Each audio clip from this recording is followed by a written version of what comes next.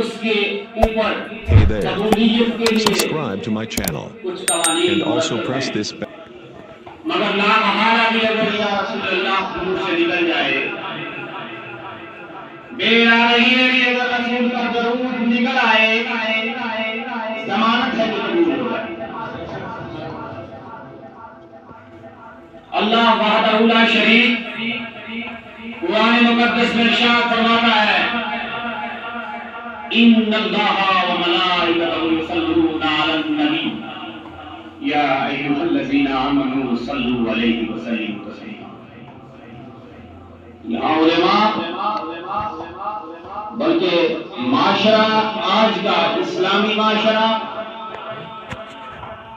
یا غیر اسلامی معاشرہ ہو، علمی اعتبار سے تحقیقی اعتبار سے کسی طرح بھی جو ہے کم نہیں۔ آج غیر مسلم بھی اسلام کے بارے میں سرچ کرتے ہیں، آج سنجیدہ مسلمان بھی دوسرے مذاہب کی کتب کا سرچ کرتے ہیں۔ آپ کے سامنے میں کوئی تعجب پیش کر کے وہ آپ روز سنتے ہیں۔ میں غرض بیان کرنا چاہتا ہوں، اللہ پاک قرآن مقدس میں جس چیز کا حکم دے رہا ہے وہ ایسا عمل ہے جس میں وہ خود شامل ہے۔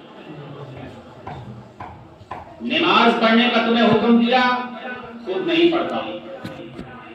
روزہ رکھنے کا تمہیں حکم دیا، وہ معبود لا شریک خود خالق ہے، اسے آپ روزہ دار نہیں کہہ سکتے، وہ نفس سے پاک۔ آپ مسجد بنا سکتے ہیں، حج کر سکتے ہیں، ان سب باتوں سے اللہ پاک مزین و منصر۔ مگر جب بات آئی محبوب الہ ثانی کی، فرمایا ان اللہ و ملائکتہ،